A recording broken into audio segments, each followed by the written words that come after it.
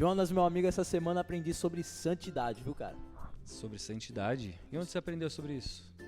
Estudando a lição. Voltamos para mais um dia, quinta-feira, e o título é Oculto e Revelado. Oculto, pô, estamos falando de Levítico 19, é um monte de lei. Caramba, tem algo véio. oculto ali em Levítico 19? Não sei, hein? Vamos descobrir. Cara, fiquei surpreendido quando eu estudei essa lição aqui. Eu achei muito interessante. Sério? Então o pessoal vai se surpreender também, então. Não, talvez seja novo para mim, né? Mas eu fiquei bem surpreso. Ó, para tentar encontrar algo oculto, lê pra gente Levítico 19, versículo 9 e 10. É isso aí, galera, ó. Quando fizerem a colheita do trigo, não colham as espigas dos pés que ficam na beira do campo, nem voltem atrás para pegar as espigas que não tiverem sido colhidas. Essa aqui é a versão da nova tradução da linguagem de hoje. Foi a versão que eu achei mais adequada para conversar agora sobre esse assunto. Aqui está falando não colha as sobras, certo? Então o pessoal que era camponês ali, né, tinha suas terras, não, Deus estava ordenando aqui, não colham tudo, até se caiu no chão, deixa lá. Cara, o que Jesus está presente nesse capítulo aqui, nesse verso que eu acabei de ler aqui? Eu recebi a pergunta, né, que vocês iam fazer aqui, ó, e a pergunta é: onde Jesus está nesse texto? Eu falei, caramba, esse cara é tão doido, como assim? Bom, primeiro, que Jesus está aqui porque ele é o autor da lei, ele mandou fazer isso. Certo. Então, a leitura da Bíblia, a gente entende o seguinte. Então, vamos lá, plantou trigo ou plantou uva, independente do que fosse. Plantou, chegou a hora da colheita. A ordem é o seguinte: não colha as espigas ou as uvas ou qualquer coisa que seja da que está na beira do caminho. Então você vai deixar uma faixa sem colher e vai fazer a sua colheita. Se porventura cair alguma coisa no caminho, não volte para buscar, deixa lá. Caramba, como e assim? Agora? Tá oculto mesmo esse negócio? Mas aí, não, Jesus ele está oculto aqui dentro dessa história. A gente entende e a Bíblia explica depois porque ela é uma preocupação com o estrangeiro, com o pobre. Então o que está na margem do caminho é que para as pessoas que passam por ali, porque antes não tinha carro, né? Nem moto, nem ônibus, Uber, não tinha. Era a pé ou a cavalo, camelo. Então as pessoas passavam ali, os peregrinos, de uma cidade para outra, 2 dias às vezes de viagem, e as pessoas ficavam com fome. Então servia para essas pessoas, para os pobres, para os peregrinos, para os viajantes terem o que comer. Essa era a primeira preocupação de Deus. Certo. Tanto é que acontece com Jesus, né, seus discípulos. Eles não estão andando no sábado e aí eles colhem espigas para se alimentar? Sim. Porque alguém não colheu para ele, deixou eles colherem. Tá vendo só? Então essa lei serviu ainda para ele mesmo depois. serviu para ele mesmo. Então a primeira forma onde Jesus está oculto nessa passagem é aí. Mas a lição não trata dessa.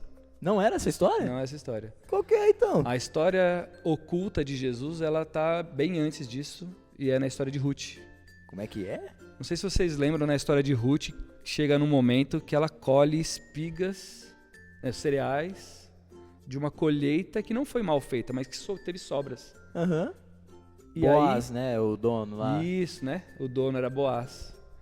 E aí Ruth colhe, aí tem toda a história ali do livro de Ruth, se eu for contar aqui aí, a gente bate o recorde mesmo, mas se não tivesse essa lei de não buscar as espigas ou não buscar o fruto que sobrou e não deixar da beira do caminho, a história de Ruth, ixi, deu um branco da sogra dela. Ai, Noemi. Ruth, Noemi e Boaz não existiria. Então a relação ali, essa história não ia acontecer nunca. E sabe quem é mais... O que tem importante nessa história? Porque Jesus nasce dessa linhagem, né? Jesus, ele nasce dessa linhagem. Então se essa lei não fosse obedecida por Boaz, a história de Ruth e Boaz ali não existiria. Jesus com certeza ia nascer, porque era profecia, era profético. Mas talvez ele teria que nascer de uma outra linhagem ali da família ali, né? De Davi ali, né?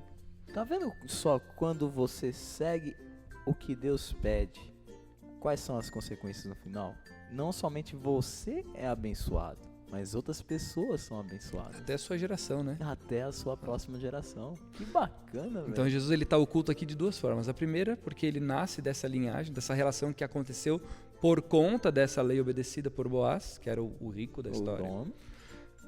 E depois ele se alimenta ali na beira do caminho com os discípulos, ele colhe as espigas no sábado lá Muito e se alimenta show, mais uma cara. vez, porque alguém observou essa lei que ele tinha dado no Sinai. Qual é, então, olhando essa história, a diferença entre a forma como o mundo nos divide e como Cristo nos une? Por mais que a gente tá muito escutando histórias aí por aí, né, falando que a gente tem que ser unido, mas, mano, Na não verdade, tá acontecendo nada disso, velho. na verdade, o mundo quer, sei lá, uma união. A gente sabe, né, que profeticamente vai ser uma união falsa ali, uma união meio forçada. Sim. Mas na verdade o mundo ele classifica as pessoas, né? Hoje no Brasil, cara, hoje tá classificado, né? Esquerda, direita, né? O católico, o judeu, o cristão e o espírita, tudo classificado, tudo rotulado, tudo dividido em blocos, né? Tudo Certo. separadinho. Então o mundo ele separa as pessoas e aí sempre tem um lado lá oprimido e opressor. Aquele está sendo rejeitado porque alguém rejeitou. Aí tem o da direita e a esquerda. Às vezes um é o oprimido, às vezes o outro é o oprimido. E o mundo separa, vai Cada vez mais. catalogando as pessoas dessa forma. Mas no final das contas, para Deus nada disso é importante, né? Ele não quer nem saber se você é de direita, se é de esquerda, se você é judeu, se você é católico, ele quer você. Nada a ver isso aí. Então o mundo ele separa a gente por classificação que a própria sociedade escolhe, né? Mas Jesus ele une todos num sentido, todos nós dependemos dele. Todos nós somos pecadores do mesmo jeito. Hoje a gente está aqui, nós temos nossos, né? A gente tenta observar os preceitos bíblicos da melhor forma possível, mas nós somos exatamente igual o cara que está preso lá, que tem os piores crimes, é o mesmo.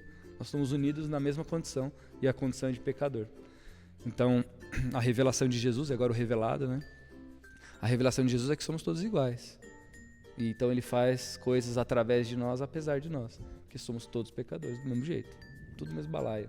Muito bacana, cara. E é isso que se trata a lição da quinta-feira, minha gente. aí. Então, até o vídeo de amanhã. Amanhã é sexta e tá acabando. Até amanhã.